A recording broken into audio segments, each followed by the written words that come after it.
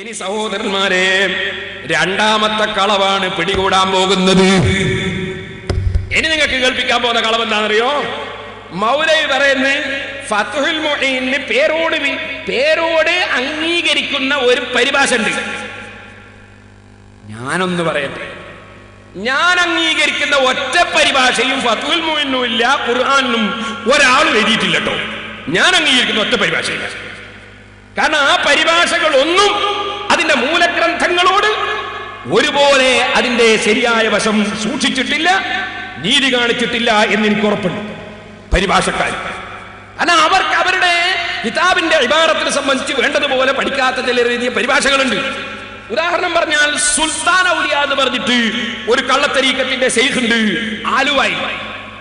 അയാളെടുത്ത് വലിയ പൊരുത്തം വാങ്ങാൻ വേണ്ടി പോകുന്ന ഒരു ഫൈസി പരിഭാഷ എഴുതിയിട്ടുണ്ട് ഫത്ഹുൽ മുഈൻ.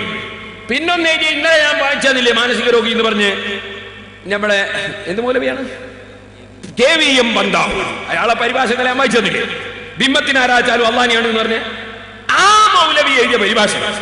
ഇങ്ങനത്തെ ഒരൊറ്റ പരിഭാഷ ഞാൻ അംഗീകരിക്കുന്നില്ല. എന്റെ കാര്യം ഞാൻ പറയാം, അംഗീകരിക്കുന്നില്ല. അപ്പൊ നിങ്ങൾ ചിലപ്പോ പറയും ചില പരിഭാഷകളൊക്കെ ആരെങ്കിലും അവതാരിക എഴുതിയിട്ടുണ്ടാവും.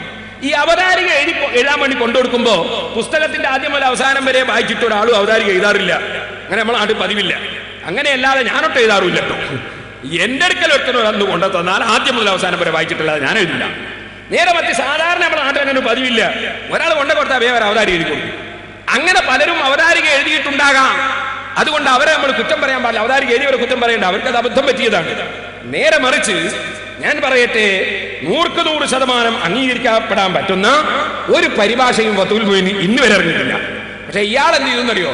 ഇപ്പൊ പേരോട് അംഗീകരിക്കുന്ന ആളാണ് എന്ന് പറഞ്ഞാൽ, ഞാൻ നേരത്തെ പറഞ്ഞ സുൽത്താൻ ഔലിയാന്റെ തരീക്കത്തിലുള്ള ആളും അതുപോലെ തന്നെ നമ്മളെ വേങ്ങാട് തരീക്കത്തിലുള്ള ആളൊക്കെ എഴുതിയ പരിഭാഷ പേരോട് അംഗീകരിക്കും എന്ന് പറഞ്ഞാൽ നിങ്ങളും വിശ്വസിക്കൂലല്ലോ. അതിന് മൗലവി ഒരു പാച്ചക്കള്ളം പറഞ്ഞു. ഇവിടെ എന്താ പറഞ്ഞു അറിയോ? സൈനുദ്ദീൻ മഖ്ദൂമിന് എന്ന അതിനൊരു പരിഭാഷ ഉണ്ട്. ഫത്ഹുൽ മുഈന് സൈനുദ്ദീൻ മഖ്ദൂമിന്റെ പരിഭാഷ ഉണ്ട്. അതാ വായിക്കുന്നത്. എവിടെ വായിച്ചത്?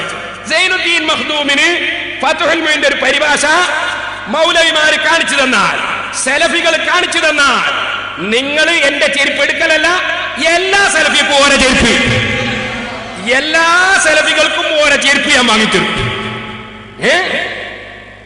സൈനുദ്ദീൻ മഖ്ദൂമിന്റെ ഒരു പരിഭാഷകൾ കാണിച്ചു തരണം ഫത്ഹുൽ മുഈൻ.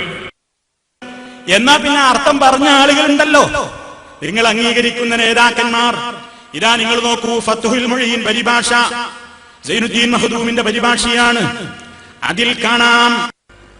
അപ്പൊ സൈനുദ്ദീൻ മഖ്ദൂമിന്റെ പരിഭാഷ നാദാവരത്തെ അലിമികളെ പഠിപ്പിക്കാൻ വന്ന ആളാ ഇയാള്. അപ്പോ സൈനുദ്ദീൻ മഖ്ദൂമിന്റെ പരിഭാഷ, അപ്പൊ ഇങ്ങനെ ഒരു പരിഭാഷ അതിങ്ങ് കൊണ്ടെത്തന്നാൽ എല്ലാ സലഫികൾക്കും പേരോടിന്റെ വകയിൽ ഓരോ ചെരുപ്പ്. ഈ മൗലവിക്ക് മാത്രമല്ല, എല്ലാവർക്കും ചെരുപ്പ്. പെരുന്നാളിന്റെ തലേന്ന് വന്നോളി ഒരു ചോദ തട്ടോ. ഇന്നലെ ഞാൻ കാണിച്ചില്ല മൗലവിന്റെ തട്ടോ, ദുബായിലെ തട്ടോ, അങ്ങനത്തെ ഓരോ തട്ടോ എല്ലാ മൗലവിമാരും.